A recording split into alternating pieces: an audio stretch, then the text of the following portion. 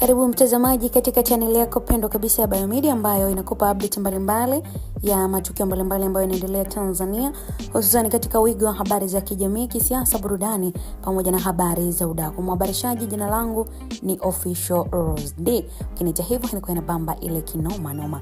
Leo tangazia taarifa ambako tunaambiwa mzee Clement Mwandambo anadaiwa kutekwa usiku wa kumkia leo. Taarifa kamili inasema hivi.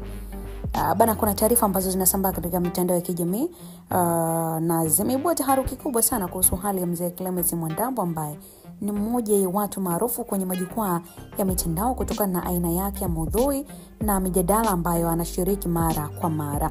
Kulingana na taarifa ambazo ziliripotiwa na baadhi ya vyanzo mtandaoni, ikiwemo mijadala ya watumiaji wa mtandao wa Jamii Forums, inadaiwa kwamba Clement Mwandambo alitekwa usiku wa kumkia leo, na hadi sasa taarifa kamili kuhusu aliko au hali yake haijajulikana kwa uwazi.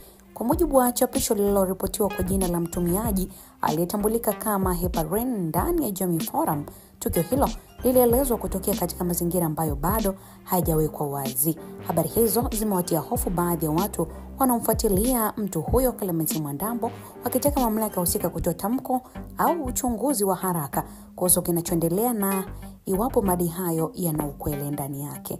Mwandambo amekuwa kijizoleo maarufu kutokana na video zake zinazopatikana mitandaoni, ambapo mara nyingi hujadili masuala mbalimbali ya kijamii, kiuchumi, kisiasa na mwenendo wa maisha ya kawaida ya Watanzania.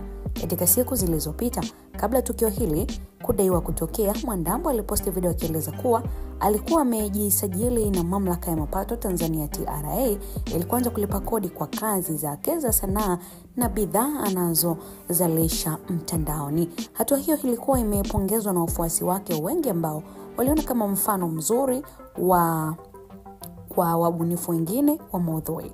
Lakini wakati taarifa za kutekwa kwake zikiwa zinaendelea kusambaa, baadhi ya watumiaji wa mitandao wameonyesha wasiwasi na kutaka tahadhari ichukuliwe ili kuepusha upotoshaji au uchochezi. Wengine wameomba vyombo vya usalama vifuatilie madai hayo na kutoa taarifa za kina kwa umma.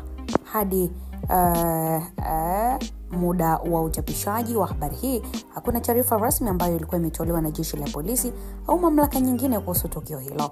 Hivyo mengi yanaendelea kubaki kuwa madai kutoka kwa watumiaji wa mitandao. Kiukweli, mashabiki wake na wananchi mbalimbali wameendelea kueleza masikitiko na mshangao, huku wakitumai kwamba Mwandambo atapatikana akiwa salama. Wengine wamesema kuwa tukio hili, endapo litathibitishwa, linaibua maswali mengi kuhusu usalama wa watu maarufu mtandaoni na changamoto wanazokumbana nazo kutokana na umaarufu na kauli wanazotoa hadharani. Wadau wa masuala ya usalama wa mtandao na haki za binadamu wameonya kuwa ni muhimu kuepuka kusambaza taarifa ambazo hazijathibitishwa ili kutozidisha taharuki au kuharibu uchunguzi unaoweza kuwa unaendelea. Wamesema kuwa ni vizuri jamii kusubiri tamko la mamlaka husika kabla kufikia hitimisho kuhusu nini hasa kimetokea. Mtazamaji, hadi sasa mjadala huu kuhusu tukio hili unaendelea kupamba moto, huku Tanzania wengi wakisubiri taarifa sahihi kuhusiana na hatima ya mzee Clement Mwandambo.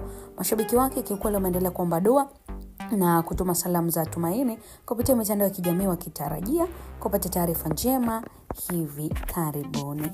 Unamwona gani? Endelea kuandika moja kwa moja.